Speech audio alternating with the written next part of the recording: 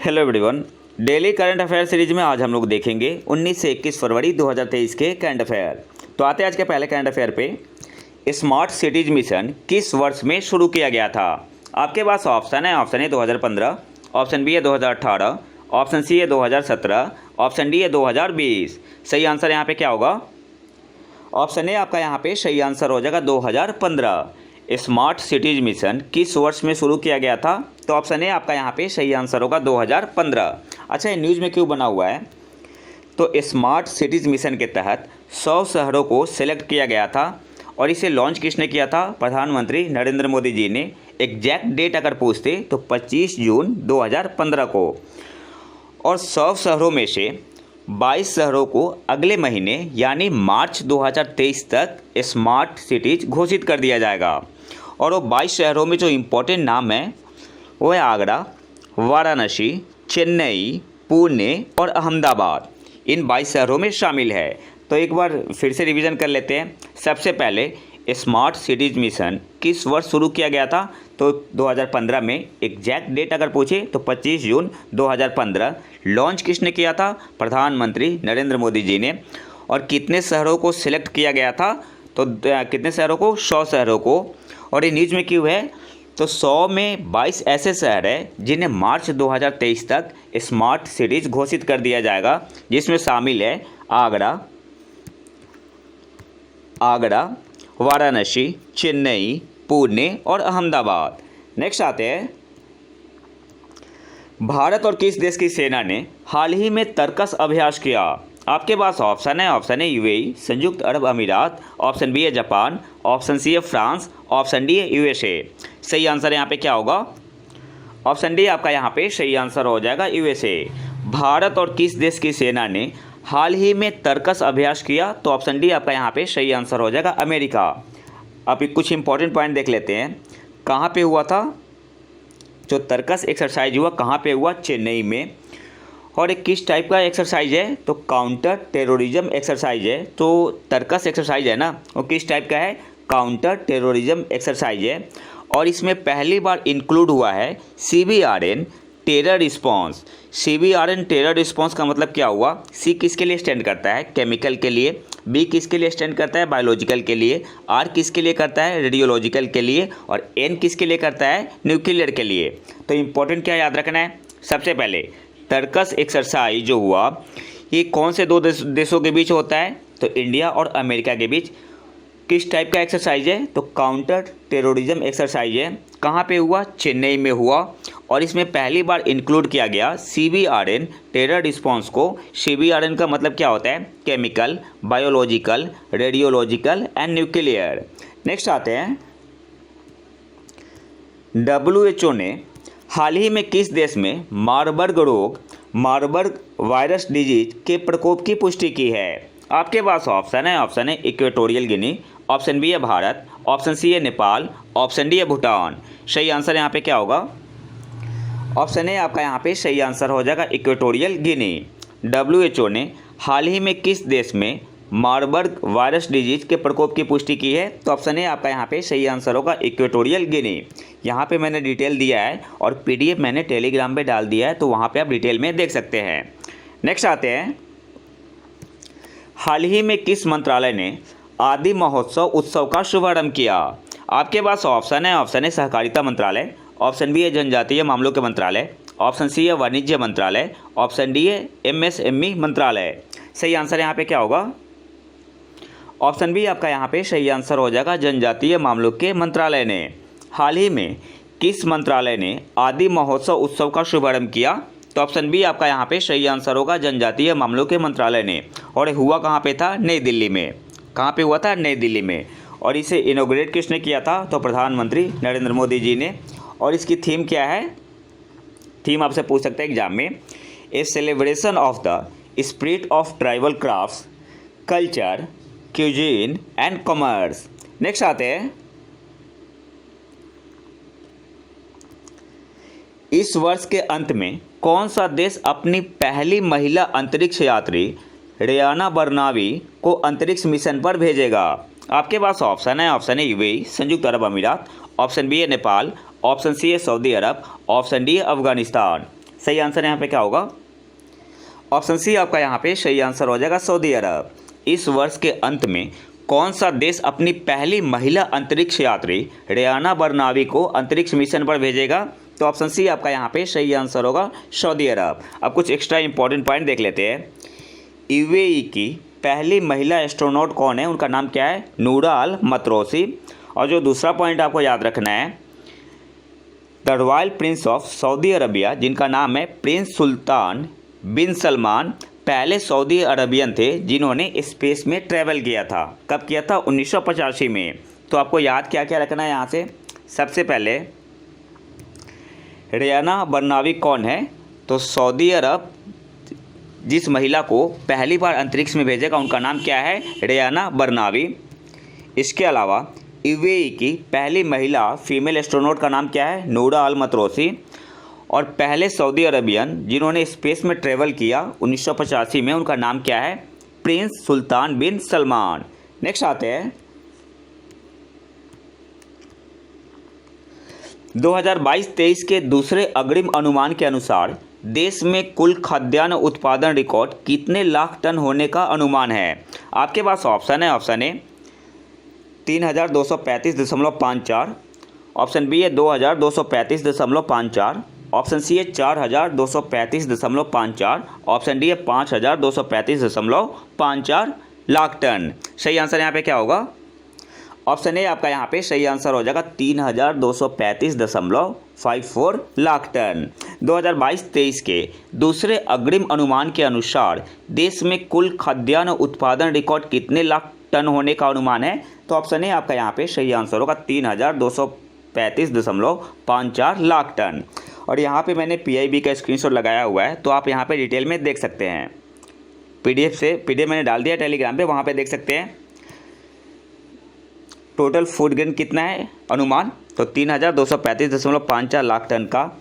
Rice का कितना अनुमान है? टोटल प्रोडक्शन ऑफ राइस का 2022-23 में तो 1308.37 लाख टन है। वैसे ही गेहूं का कितना है? 1121.82 LMT। मक्के का कितना है? तो 346.13 लाख टन। इसके अलावा आप देख सकते हैं वहाँ पे जैसे पल्स का कितना है? टोटल पल्स प्रोडक्शन ड्यूरिंग 2022-23 कितने का अनुमान लगाया गया है? 278.10 लाख टन। तो पीडीएफ में मैंने डिटेल में दे दी है, आप वहाँ पे देख सकते हैं और नोट कर सकते हैं। नेक्स्ट आते हैं, किस भारतीय एयरलाइन ने दुनिया के सबसे बड़े विमानन सौदे में 250 एयरबस 220 बोइंग विमानों का ऑर्डर दिया है? आपके पास ऑप्शन है। ऑप्शन है इंडिगो, ऑप्शन बी है स्पाइस जेट, ऑप्शन सी है गो एयर, ऑप्शन डी है एयर इंडिया। सही आंसर यहाँ पे क्या होगा? ऑप्शन डी आपका यहाँ पे सही आंसर हो जाएगा, एयर इंडिया, जिसे हाल ही में टाटा ग्रुप ने लिया था। किस भारतीय एयरलाइन ने दुनिया के सबसे बड़े विमानन सौदे में 250 एयरबस 220 बोइंग विमानों का ऑर्डर दिया है? तो ऑप्शन डी आपका यहाँ पे सही आंसर होगा, एयर इंडिया ने। नेक्स्ट आते हैं, किस भारतीय अमेरिकी ने 2024 अमेरिकी राष्ट्रपति पद के लिए बोली शुरू की है, बीट शुरू की है? आपके पास ऑप्शन है। Option A Nikki Haley, option B है साई रामकृष्णन, ऑप्शन सी है किरण देसाई, ऑप्शन डी है विद्या वोक्स। सही आंसर यहाँ पे क्या होगा? ऑप्शन ए आपका यहाँ पे सही आंसर हो जाएगा, निक्की हेली ने। किस भारतीय अमेरिकी ने 2024 अमेरिकी राष्ट्रपति पद के लिए बोली शुरू की? तो ऑप्शन ए आपका यहाँ पे सही आंसर होगा, निक्की हेली ने। यहाँ पे द हिंदू का न्यूज है। नेक्स्ट आते हैं, आरसीबी ने अपनी महिला प्रीमियर लीग टीम के मेंटर के रूप में किसे नियुक्त किया है? आपके पास ऑप्शन है। Option A Harmeet Kaur, option B है सानिया मिर्जा, ऑप्शन सी है सानिया नेहवाल, ऑप्शन डी है वर्षा कौर। सही आंसर यहाँ पे क्या होगा? ऑप्शन बी आपका यहाँ पे सही आंसर हो जाएगा, सानिया मिर्जा को। आरसीबी ने अपनी महिला प्रीमियर लीग टीम के मेंटर के रूप में किसे नियुक्त किया है? तो ऑप्शन बी आपका यहाँ पे सही आंसर होगा, सानिया मिर्जा को। नेक्स्ट आते हैं, पेरिस ओलंपिक के लिए क्वालिफाई करने वाले पहले भारतीय कौन बने हैं? आपके पास ऑप्शन है। ऑप्शन है अक्षदीप सिंह, ऑप्शन बी है आशीष सिंह, ऑप्शन बी है वेणुगोपाल स्वामी, ऑप्शन डी है श्रेया सिंह। सही आंसर यहाँ पे क्या होगा? ऑप्शन ए आपका यहाँ पे सही आंसर हो जाएगा, Akshdeep Singh.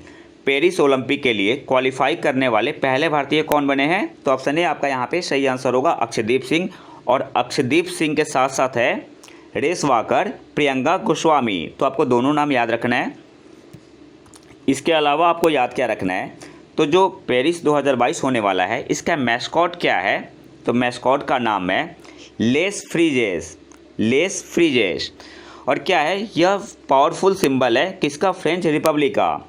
The mascot of Paris 2022 are design like the red Phrygian cap and are called Les Phryges, Les Phryges. तो आपको मैस्कॉट भी याद रखना है। नेक्स्ट आते हैं,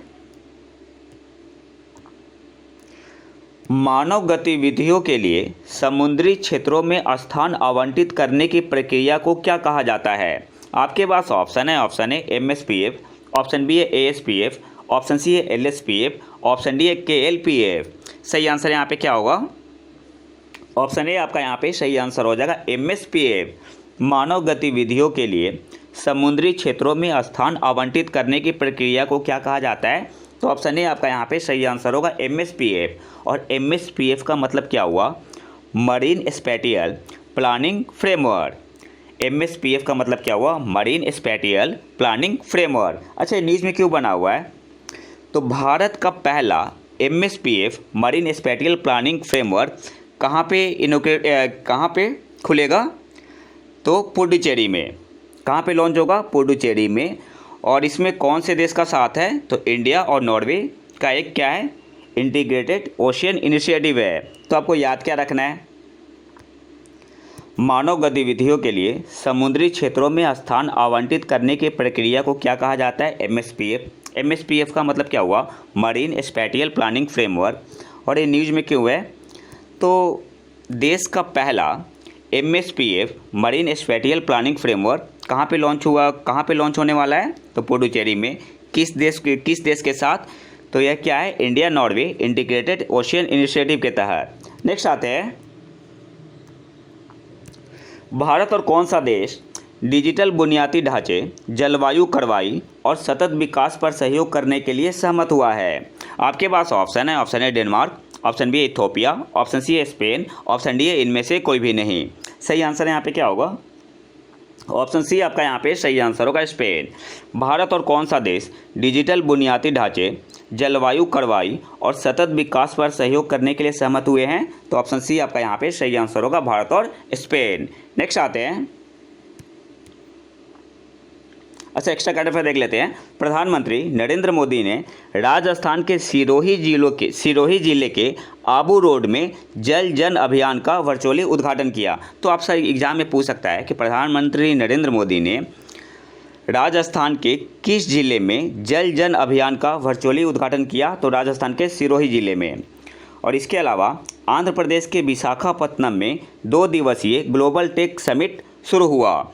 और एक क्या था, part of the series of G20 tech and business event के तहत हुआ था। तो आपसे एग्जाम में ऐसे पूछ सकता है कि 2 दिवसीय ग्लोबल टेक समिट कहाँ हुआ, तो आंध्र प्रदेश के विशाखापत्तनम में, जो कि क्या था, part of the series of G20 tech and business event था। नेक्स्ट आते हैं, किस संस्था ने दूसरे वैश्विक हैकाथॉन हरविंगर 2023 की घोषणा की। आपके पास ऑप्शन है भारतीय स्टेट बैंक, ऑप्शन बी है भारतीय रिजर्व बैंक, ऑप्शन सी है नीति आयोग, ऑप्शन डी है नाबार्ड। सही आंसर यहाँ पे क्या होगा, ऑप्शन बी आपका यहाँ पे सही आंसर हो जाएगा भारतीय रिजर्व बैंक। किस संस्था ने दूसरे वैश्विक हैकाथॉन हरविंगर 2023 की घोषणा की, तो ऑप्शन बी आपका यहाँ पे सही आंसर होगा भारतीय रिजर्व बैंक ने। और इसकी थीम क्या थी, इंक्लूसिव डिजिटल सर्विस। तो आपको थीम भी याद रखना है।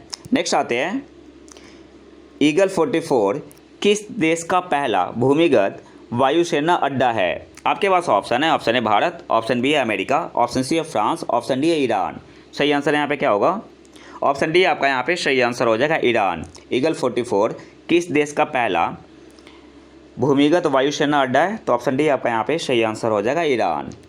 अगले क्वेश्चन पे आते हैं, हाल ही में सुर्खियों में रहा विश्व भारती विश्वविद्यालय किस राज्य में स्थित है। आपके पास ऑप्शन है पश्चिम बंगाल, ऑप्शन बी है उड़ीसा, ऑप्शन सी है बिहार, ऑप्शन डी है यूपी। सही आंसर यहाँ पे क्या होगा, ऑप्शन ए आपका यहाँ पे सही आंसर हो जाएगा वेस्ट बंगाल, पश्चिम बंगाल। हाल ही में सुर्खियों में रहा विश्व भारती विश्वविद्यालय किस राज्य में स्थित है, तो ऑप्शन ए आपका यहाँ पे सही आंसर होगा पश्चिम बंगाल। इंपॉर्टेंट क्वेश्चन है। और विश्व भारती विश्वविद्यालय की स्थापना किसने की थी? फाउंडर कौन थे? रविंद्रनाथ टैगोर थे। अच्छा, ये न्यूज़ में क्यों बना हुआ है? तो यूनेस्को इसे विश्व का पहला लिविंग हेरिटेज यूनिवर्सिटी घोषित करने वाला है, तो इसलिए करंट अफेयर में बना हुआ है। अच्छा, विश्व भारती यूनिवर्सिटी के जो पहले वाइस चांसलर थे उनका नाम क्या था? रविंद्रनाथ टैगोर, जो कि किनके लड़के थे? सन ऑफ रविंद्रनाथ टैगोर के। और जो सेकेंड वाइस चांसलर थे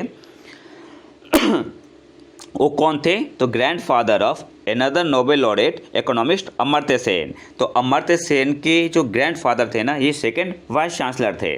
तो आपको याद क्या क्या रखना है? सबसे पहले विश्व भारती विश्वविद्यालय किस राज्य में स्थित है? तो वेस्ट बंगाल में। न्यूज़ में और इसके फाउंडर कौन है? रविंद्रनाथ टैगोर। और ये न्यूज़ में क्यों बना हुआ है? तो यूनेस्को ने डिक्लेयर किया है कि यह विश्व का पहला लिविंग हेरिटेज यूनिवर्सिटी बनेगा। और इसके जो पहले चांसलर थे वो कौन थे? रविंद्रनाथ टैगोर, जो किनके बेटे थे? रविंद्रनाथ टैगोर के। और जो सेकेंड वाइस चांसलर थे वो कौन थे? तो जो नोबेल लॉरेट है इकोनॉमिस्ट अमर्त्य सेन के ग्रैंडफादर थे। नेक्स्ट आते हैं, किस संस्था ने महामारी संधि पैंडेमिक ट्रीटी का जीरो ड्राफ्ट लॉन्च किया? आपके पास ऑप्शन है। ऑप्शन है वर्ल्ड बैंक, ऑप्शन बी है WHO, ऑप्शन सी है यूनिसेफ, ऑप्शन डी है नीति आयोग। सही आंसर यहाँ पे क्या होगा? ऑप्शन बी आपका यहाँ पे सही आंसर हो जाएगा। WHO ने, किस संस्था ने पैंडेमिक ट्रीटी का जीरो ड्राफ्ट लॉन्च किया? तो ऑप्शन बी आपका यहाँ पे सही आंसर होगा, WHO ने। नेक्स्ट आते हैं, लेनदार देशों क्रेडिटर नेशन का एक अनौपचारिक समूह पेरिस क्लब किस संगठन का सदस्य है? आपके पास ऑप्शन है। ऑप्शन है G20, ऑप्शन बी है G7, ऑप्शन सी है आसियान, ऑप्शन डी है OECD। सही आंसर यहाँ पे क्या होगा? ऑप्शन डी आपका यहाँ पे सही आंसर हो जाएगा, OECD। क्रेडिटर नेशन का एक अनौपचारिक समूह पेरिस क्लब किस संगठन का सदस्य है? तो ऑप्शन डी आपका यहाँ पे सही आंसर होगा, OECD का। और इसमें मेंबर कितने हैं आपको कमेंट बॉक्स में बताना है। शायद 22 है, लेकिन मैं कंफर्म नहीं हूँ, तो आपको इसका आंसर कमेंट बॉक्स में देना है। और OECD का फुल फॉर्म क्या है? Organisation for economic cooperation and development. Next आते हैं, किस प्रसिद्ध व्यक्तित्व ने वैश्विक जलवायु लचीलापन कोष महिलाओं के लिए 50 मिलियन अमेरिकी डॉलर का कोष लॉन्च किया? आपके पास ऑप्शन है। ऑप्शन है एलोन मस्क, ऑप्शन बी है मुकेश अंबानी, ऑप्शन सी है हिलेरी क्लिंटन, ऑप्शन डी है डोनाल्ड ट्रंप। तो देखो, एलोन मस्क तो होगा नहीं, डोनाल्ड ट्रंप तो बिल्कुल नहीं होगा। तो सही आंसर यहाँ पे क्या हो जाएगा? Option C Hillary Clinton. किस प्रसिद्ध व्यक्तित्व ने वैश्विक जलवायु लचीलापन कोष महिलाओं के लिए 50 मिलियन अमेरिकी डॉलर का कोष लॉन्च किया? तो ऑप्शन सी आपका यहाँ पे सही आंसर होगा, हिलेरी क्लिंटन। नेक्स्ट आते हैं, नेब्रास्का की सैंड हिल, जहां एक नए प्रकार के क्वासी क्रिस्टल की खोज की गई, किस देश में स्थित है? सही आंसर यहाँ पे क्या होगा? आपके पास ऑप्शन है। ऑप्शन है USA, ऑप्शन बी है UAE, ऑप्शन सी है जापान, ऑप्शन डी है इजराइल। तो सही आंसर हो जाएगा option A USA America. Nebraska की सैंड हिल, जहां एक नए प्रकार की क्वासी क्रिस्टल की खोज की गई, किस देश में स्थित है? तो ऑप्शन ए आपका यहाँ पे सही आंसर होगा, USA। अच्छा, एक होता है क्रिस्टल और एक होता है क्वासी क्रिस्टल। एक होता है क्रिस्टल और एक होता है क्वासी क्रिस्टल। दोनों में फ़र्क क्या होता है? तो क्रिस्टल में क्या होता है, जो एटम्स होते हैं ना, जो एटम्स होते हैं ये क्या होते हैं? अरेंज होते हैं रिपीटिंग पैटर्न में। जो एटम्स होते हैं वो क्या होते हैं? रिपीटिंग पैटर्न में अरेंज होते हैं। एटम जो होते हैं अरेंज होते हैं रिपीटिंग पैटर्न में। लेकिन क्वासी क्रिस्टल में क्या होता है? वो ऑर्डर में तो होते हैं, लेकिन क्या होता है, पैटर्न इनका पीरियोडिक नहीं होता, ये रिपीट नहीं करते हैं। तो ये फ़र्क होता है क्रिस्टल में और क्वासी क्रिस्टल में। अच्छा, साइंटिस्ट ने कहा है कि जो ये क्वासी क्रिस्टल बना है फॉर्म कैसे हुआ है? सबसे पहले तो कहाँ बना है ये आपको याद रखना है। नेब्रास्का में, नेब्रास्का के सैंड हिल में। कौन से देश में? USA में। और साइंटिस्ट ने कहा है कि ये आपका बना है ना जो quasi crystal, accidental electric discharge के कारण, जो कि लाइटनिंग स्ट्राइक हो सकता है, जो बिजली गिरती है ना, या down power line in A dune, जैसे बिजली का तार गिर गया, जिसकी वजह से क्वासी क्रिस्टल का फॉर्मेशन हुआ है। नेक्स्ट आते हैं,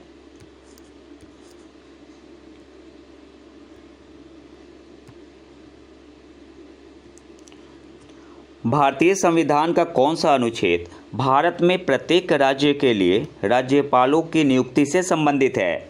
आपके पास ऑप्शन है article 110, option B article 153, option C article 112, option D article 108। सही आंसर यहाँ पे क्या होगा? ऑप्शन बी आपका यहाँ पे सही आंसर हो जाएगा आर्टिकल 153। भारतीय संविधान का कौन सा अनुच्छेद भारत में प्रत्येक राज्य के लिए राज्यपालों की नियुक्ति से संबंधित है? तो ऑप्शन बी आपका यहाँ पे सही आंसर हो जाएगा आर्टिकल 153। अच्छा, न्यूज़ में क्यों बना हुआ है? तो अभी हाल ही में काफ़ी नए गवर्नर अपॉइंट हुए हैं, तो एक बार रिवीजन कर लेते हैं।